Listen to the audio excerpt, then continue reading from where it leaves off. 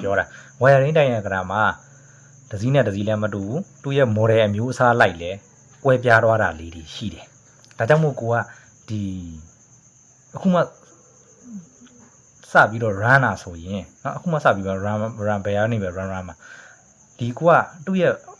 formal ဒီမှတ်တအဓိကသဘောတရားလမ်းကြောင်းကိုသိရမယ်ဖွဲ့စည်းပုံကြီးကိုသိဖို့ကြတော့တိတ်အဲ့ဒါတွေကနောက်ပိုင်းမှာသူ့အလိုလိုဖြစ်သွားလိမ့်မယ်ကိုယ်အတွေ့အကြုံရပါလေနော်အတွေ့အကြုံရတဲ့ကိုယ့်ရဲ့အချိန်ပေးနိုင်မှုရအဓိကကိုကမှတ်တက်ကိုအရင်ပြီးတော့လေ့လာရမှာမှတ်တက်ကိုလေ့လာနိုင်မှဒီဖွဲ့စည်းပုံကိုတွားပြီးတော့ရမှာဥပမာကိုကမှတ်တက်ကိုမတည်ဘူးဆိုလဲဖွဲ့စည်းပုံကြီးဟာပါတော့ဥပမာဒီဆိုင်ကတစည်းကိုကိုကဖြုတ်ကြည့်လိုက်တယ်ဝါယာဂျိုးတွေတွေ့တယ်ဟိုဘူးဒီဘူးတွေဒါပေမဲ့အဲ့ဒါဘာဘူးလဲမသိဘူးအဲ့ဝါယာဂျိုးကဘာဂျိုးလဲမသိဘူးဘာဖြစ်လို့လဲစင်ဆာတွေတစ်လုံးစီဘယ်စင်ဆာကဘာရင်မှလည်းမသိဘူးဒါက तू ကသူ့ရဲ့မှတ်တက်ကိုလည်းမသိတော့ဘူးအဲ့တော့မှတ်တက်ကိုမသိတဲ့အတွက်ဖွဲ့စည်းပုံကြီးကိုမြင်နေတော့လဲပဲမသိတော့ဘူးဟုတ်တယ်မဟုတ်လား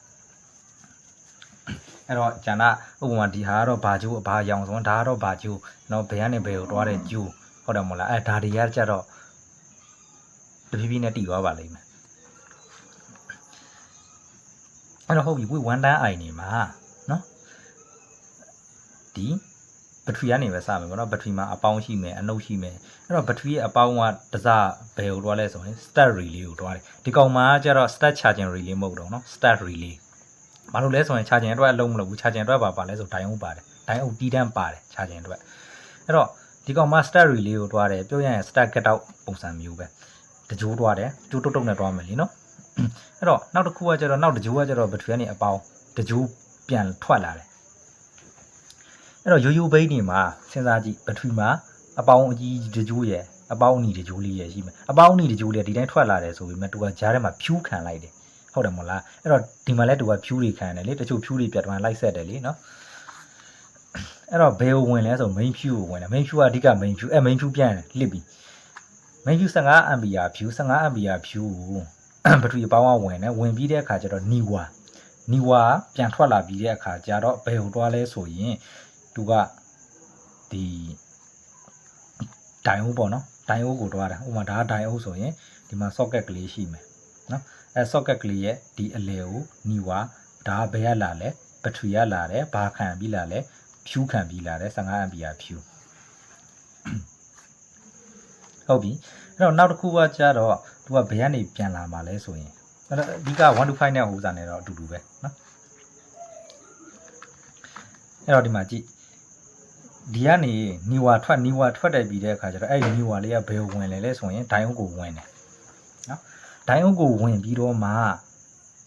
ဟိုစားဒီဒိုင်အုပ်ကနေပဲ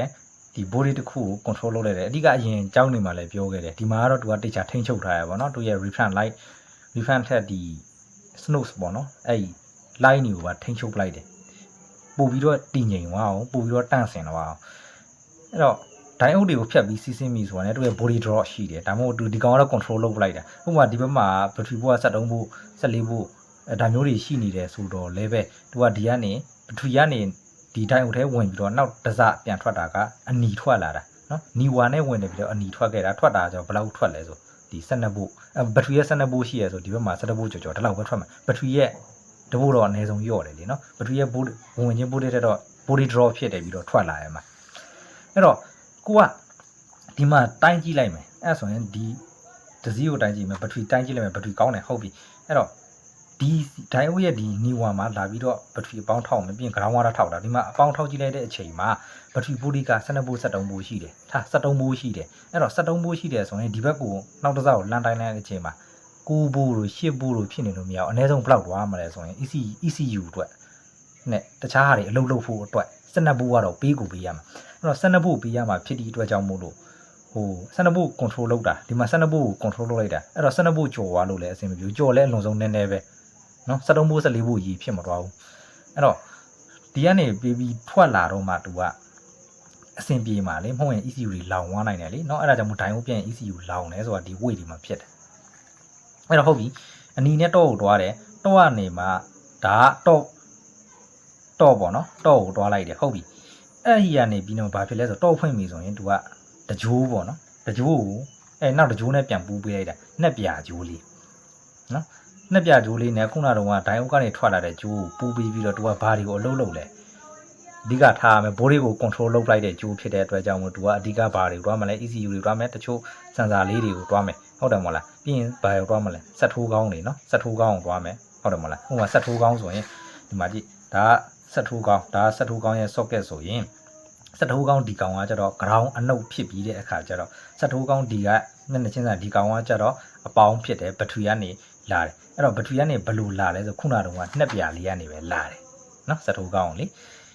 နောက်တစ်ခုဆက်ထိုးကောင်းရဲ့ဒီကောင်ကကျတော့ဒီ data ဂျိုး K line ဂျိုးလို့လည်းရှိပါတယ်ဒီ data အချက်လက်တွေကိုဖတ်တဲ့ဂျိုးနော်ကိုဘိုး17ဘိုးဒီလောက်ပဲရှိတယ်အဲ့တော့နောက်တစ်ခုဒီကောင်ကကျတော့ဂျမ်မာဂျိုးဒါမှမဟုတ်ရင်ဒီကောင်ကကျတော့ SES ဂျိုးနော်အဲ့တော့ဂျမ်မာထောက်ပြီဆိုဒီကောင်နှစ်ခုကိုတွယ်လိုက်တာနေနော်ဆက်မရှိတဲ့အခြေအနေဆုံးတယ်ပြီးရင်အဲ့ဒီဂျိုးကနေပြီးတော့ injector တွေဒါ actuator တွေ sensor တွေ ECU တွေကိုတွားမှာအဓိက main focus အနေနဲ့ကဆက်ထိုးကောင်းတွေကိုတွားမယ်ဟုတ်တယ်မဟုတ်လားဟုတ်ပြီဒါကတစ်လိုင်းပြီးသွားပြီနောက်တစ်ခုပါကြံနေလဲဆိုမီလိုင်းနေကြံနေတယ်မီလိုင်းနေကြံနေတဲ့အခြေအနေမှာဆိုရင်သူကဘယ်ကနေပြန်လာတယ်လဲပေါ့နော်ဘယ်ကနေပြန်လာတယ်လဲဆိုရင်ခုနတုန်းကနီဝါထွက်လာတဲ့ PFI main view ကနေထွက်လာတဲ့ကောင်ကနေပဲတစားထွက်လာမယ်တစားထွက်လာပြီးဘယ်ကိုပြန်ဝင်မလဲအဲ့ဒီကျိုးကနေပဲနောက်တော့10 ampere view ကိုပြန်ဝင်မယ်အဲ့10 ampere view နှလုံးခံလိုက်တာနော် view ကနေပဲnet နီပြန်ထွက်တက်ပြီးတော့တော့ပဲပြန်သွားတယ်အဲ့တော့ဒီကောင်ကြီးကိုကြည့်မယ်ဆိုဒီကောင်ကြီးကကျတော့ဟို24နာရီဘိုးတစ်ခါတည်းရောက်နေမှာပေါ့နော်ဒီမှာတစ်ခါတည်းပဲပေါ့နော်ဒါပေမဲ့တော့ဖွင့်လိုက်ရင်သူကနှစ်ကျိုးရှိတယ်အပေါင်းနှစ်ကျိုးရောက်နေမှာတော့မှာဒါကကျတော့ control လုပ်ထားတဲ့အပေါင်းကျိုးဒါကကျတော့ control မလုပ်ဘူး view တွေကနေ view တွေခံပြီးတော့ဓာတ်ရိုက်လာတဲ့ကျိုးအဲ့တော့ control လုပ်ထားတဲ့အကြောင်းကျိုးကကျတော့ sensor တွေနဲ့ actuator တွေနဲ့ ECU တွေနဲ့ဆက်ထိုးကောင်းတွေကိုတွားပြီးအဲ့တော့ control မလုပ်ထားတဲ့အပေါင်းကျိုးတစ်ခုကကျတော့တော့ဖွင့်လိုက်တာနဲ့လည်းသူကအကောင်ပြန်ပေါင်းပေးမယ်ပေါင်းပေးပြီးတဲ့အခါကျတော့သူကဘယ်တွေတွားမလဲဆိုရင်ဒီမီလိုက်နေဟွန်းနေတခြားဒီဒိုင်းခွက်မီးတွေဓာတ်တွေကိုတွားမယ်ဒီရှေ့မီးနောက်မီးကိုတော့မတွားသေးဘူးရှေ့မီးကြီးနောက်မီးကြီးကိုမတွားသေးဘူးကျန်တာတွေအကုန်တွားမယ်ရှေ့မီးကြီးနောက်မီးကြီးကိုဘယ်ကနေတစ်ဆင့်ပြန်ပြီးတော့ပြန်ယူပြီးတော့ပြန်တွားတယ်လဲဆိုရင်ဒိုင်းအုပ်ကနေလာမယ်နော်အဲ့တော့ဒိုင်းအုပ်မှာသူကအဖြူလေးရှိမယ်အဝါလေးရှိမယ်အဖြူပြီးရင်ဒီမှာအစိမ်းရှိမယ်လေနော်ဒိုင်းအုပ်မှာအစိမ်းနဲ့အဖြူကကျတော့ဗာလဲဆိုရင်ဒီပြောရရင်ပလက်ကွန်ရထွက်လာတဲ့ကောင်sorry ပလက်ကွန်တော့မဟုတ်မီဒိုကွန်မီဒိုကွန်ရနေထွက်လာတဲ့အဖြူလေးနဲ့အစိမ်းကတော့မီဒိုကွန်ရတော့တစားပဲထွက်လာမှာအဖြူမှာပဲထွက်လာမှာတစားကတော့ဒီမှာ body မှာ ground ချတယ်အဲ့တော့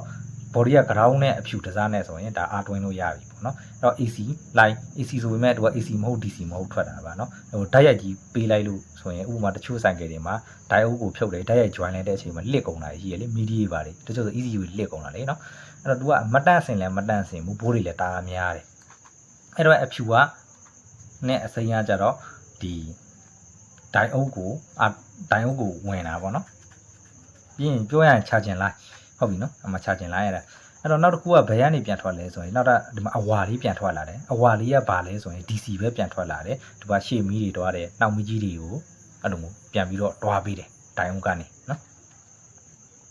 အဲ့တော့ကိုကတဘောတရားလေးကိုပဲကြည်ထားရမယ်နော်ဟို wiring diagram ကြီးအလွတ်ကျက်လို့မရဥပမာဒီတစ်ခုကြီးအလွတ်ကျက်လိုက်ရင်တော့ weight တွေ weight 1.9နဲ့125တွေကိုတော့ weight 125တွေနဲ့တခြားတူနဲ့ model